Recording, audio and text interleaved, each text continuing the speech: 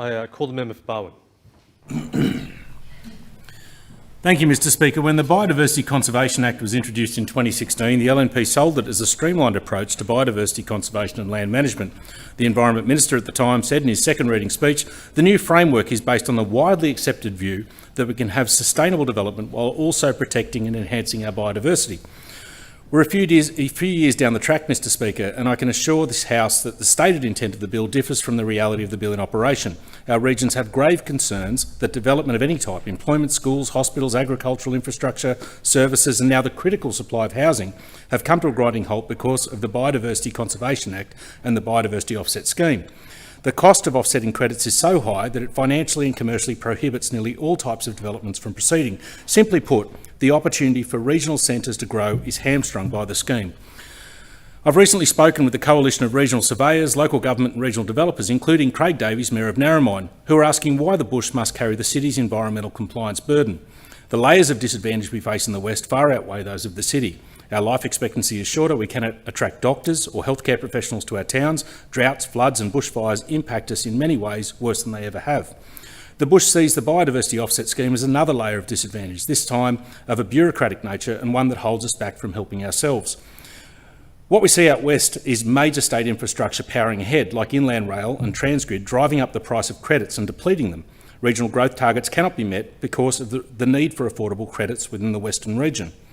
That means vital housing projects, employment and social infrastructure like schools and university become unviable as they are forced to discharge their environmental obligations through the Biodiversity Conservation Trust at a considerably higher cost.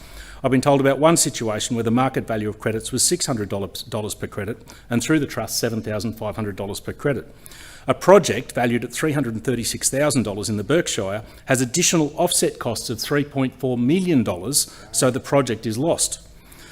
A commercial project in Gilgandra with an estimated value of $4 million has the offset cost of $1.4 million, which also means the project is now being reduced in order to go ahead. Here are just two examples from Barwon. Who knows how many more projects and other electorates have not gone ahead because the offset costs were just too much.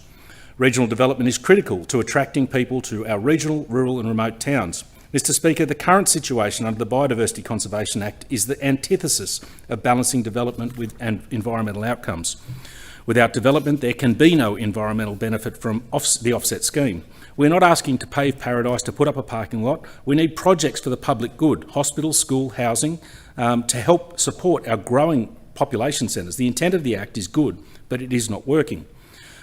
What was once designed to streamline an over-prescriptive system has become complicated, convoluted and open to vast interpretations. Many concerns arise around the consent authorities who assess the development applications for biodiversity credits and the inconsistency with which they apply the framework. The inconsistency creates uncertainty, leading to perverse development outcomes, driving up costs and creating barriers to investment.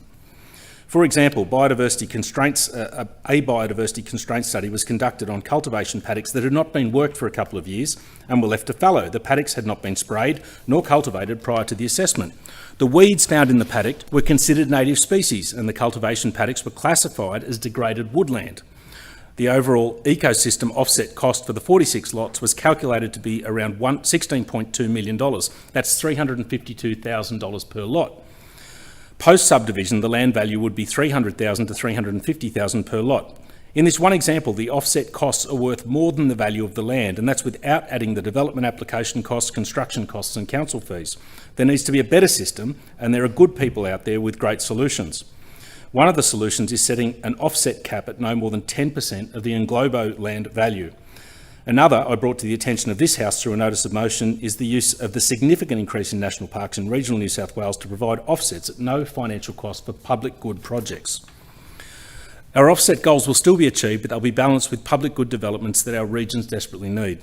We are currently experiencing a housing crisis. The Biodiversity Offset Scheme does not align with the New South Wales Government housing strategy, which focuses on supply, affordability, diversity and resilience. We need to realign the Biodiversity Conservation Act with a changing state, otherwise we will continue to fall behind.